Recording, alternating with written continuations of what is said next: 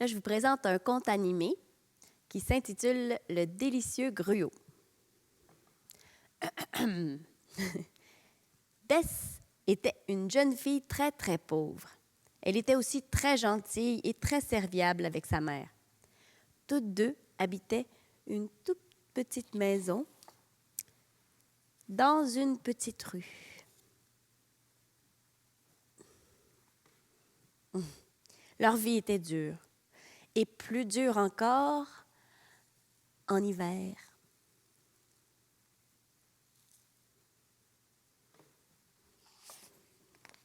Car en hiver, Bess et sa mère n'avaient pas seulement froid, elles avaient faim. Elles trouvaient parfois des petites choses à manger, des restes jetés par les voisins, mais quand le froid s'accentuait, les poubelles étaient vides. Bientôt, elles n'eurent plus qu'un petit gâteau d'avoine à manger.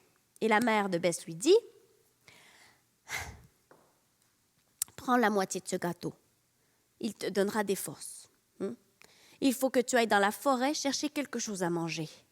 Sinon, nous mourrons de faim. » Bess s'enveloppa dans sa plus chaude guenille et partit sans tarder vers la forêt.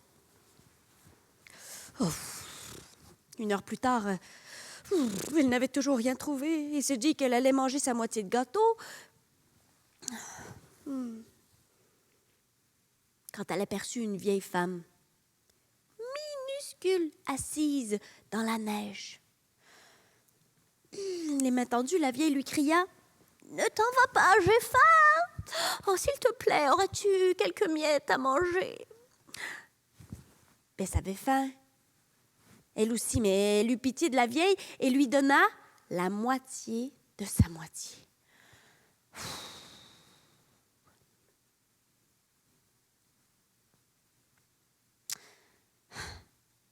Tu es très gentille, dit-elle à Bess. J'ai demandé à une centaine de voyageurs de partager leur repas, mais ils m'ont dit qu'ils avaient trop peur pour cela. Toi, tu as encore moins, mais tu m'en as donné la moitié.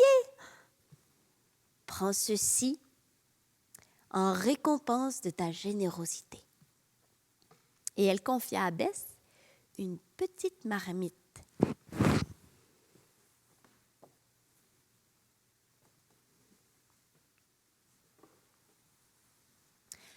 « Cuit, cocotte, cuit !» dit la vieille dame, et la marmite se remplit aussitôt de gruau. Oh, comme ça.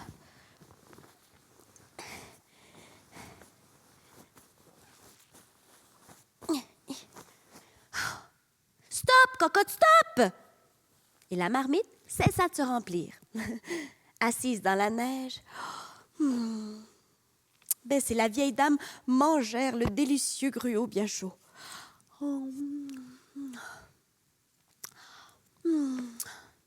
Garde précieusement cette marmite, dit la vieille, et tu auras toujours à manger. Tu te souviens de la formule? Ben oui, répondit Bess. Cuit, cocotte. Mais rien ne se produisit. Oh, ça marche pas avec moi, gémit-elle. Ben bien sûr que si, dit la vieille dame en souriant. Mais tu t'es trompée. Il faut dire cuit, cocotte, cuit. Aussitôt, la marmite se remplit. Stop, cocotte, stop! En claquant des mains, la marmite s'arrêta. Bess serra fort, fort, fort la marmite contre elle, tellement qu'elle ne vit pas la vieille dame disparaître. Mais sa mère se montra folle de joie et regarda avec ravissement la marmite fonctionner. À partir de ce jour, chaque fois qu'elles avaient faim, Bess disait « Cuit, cocotte, cuit !» Et la marmite se remplissait. Et lorsqu'elles avaient bien mangé, elle lançait « Stop, cocotte, stop !» Parfois,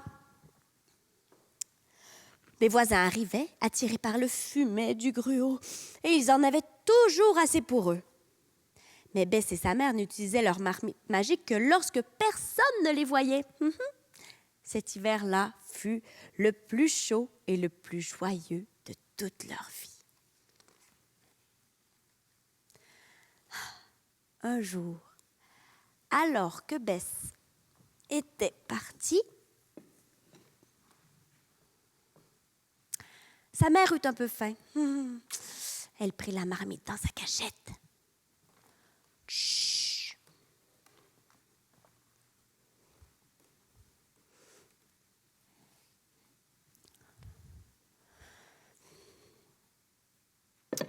Cuit, cocotte, cuit! La marmite se remplit aussitôt de gruau. Bon, ça suffit, s'écria la mère de Bess au bout d'un moment. Mais la marmite continua de se remplir. Stop! Cria la mère de Bess, mais la marmite déborda et le succulent porridge commença à se répandre dans toute la pièce. Oh! Elle rangea la marmite dans le placard en hurlant « Ça suffit! Ça suffit! Ça suffit! » Oh! Mais le porridge déborda du placard et très vite la pauvre petite maison fut remplie. Oh là là, non, non, non, non, non! Cria la mère de Bess tandis que le gruau se déversait dans la rue. Oh là là là là! Les autres maisons! Oh là là! Les autres maisons se remplirent également de gruau et les voisins couraient en tous sens pour fuir la délicieuse bouillie sucrée. Oh là là! Oh.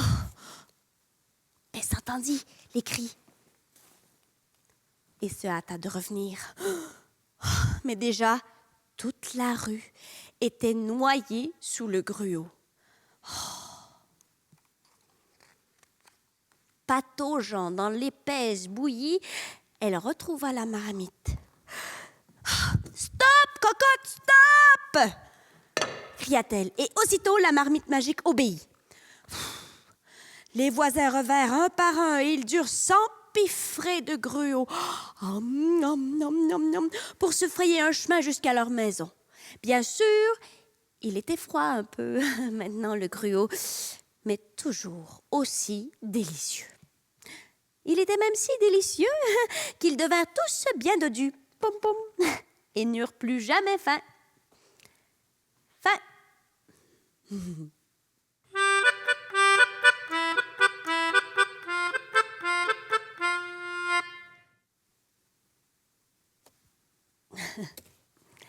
Ça, c'est La Bête, dans La Belle et la Bête. C'est un conte que j'ai préparé aussi pour l'animer. Donc, c'est mon masque de monstre fait avec du carton puis de la peinture. Fait que, comme mon décor ici, vous pouvez prendre toutes les boîtes de carton qui traînent à la maison, des boîtes de couches, des boîtes de toutes sortes de choses, de commandes Internet, et fabriquer toutes sortes de choses. Soyez créatifs. Il y a plein de sites qui offrent plein d'options, mais des masques, ça peut être génial. Puis en même temps, vous pouvez prendre une histoire, puis faire des personnages dans cette histoire-là, puis la raconter en famille, tout le monde ensemble. Alors voilà. Ça, c'est une histoire un petit peu rigolote. Ça s'appelle Cacaboudin. On l'aime beaucoup à la maison. Il était une fois un lapin qui ne savait dire qu'une seule chose. Cacaboudin! Le matin, sa maman lui disait « Debout, mon petit lapin! » Il répondait « Cacaboudin! » Le midi, son papa lui disait « Mange tes épinards, mon petit lapin! » Il répondait « Cacaboudin! »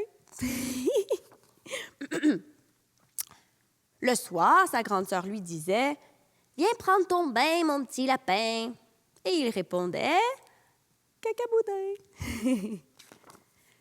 Un jour, un loup lui dit « Je peux te manger, mon petit lapin? » Il répondit « Cacaboudin. »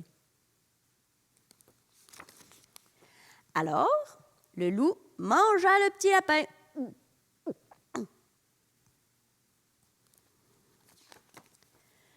Lorsque le loup rentra chez lui, sa femme lui dit « Ça va, mon chéri? » Le loup répondit «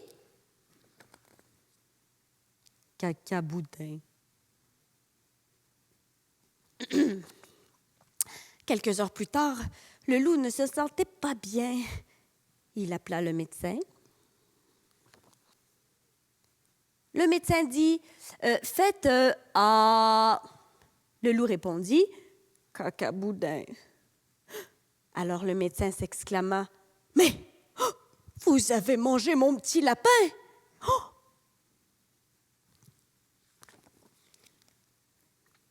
Le médecin, qui n'avait peur de rien, alla chercher son petit lapin.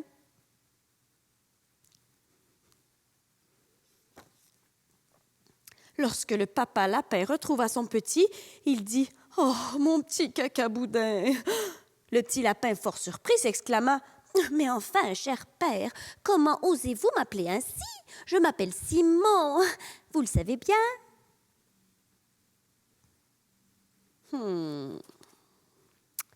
De retour à la maison, sa maman lui dit « Mange ta soupe, mon petit lapin. » Il répondit « Oh oui, comme c'est exquis. » Mais le lendemain matin, lorsque son papa lui dit « Brosse tes dents, mon petit lapin. » il répondit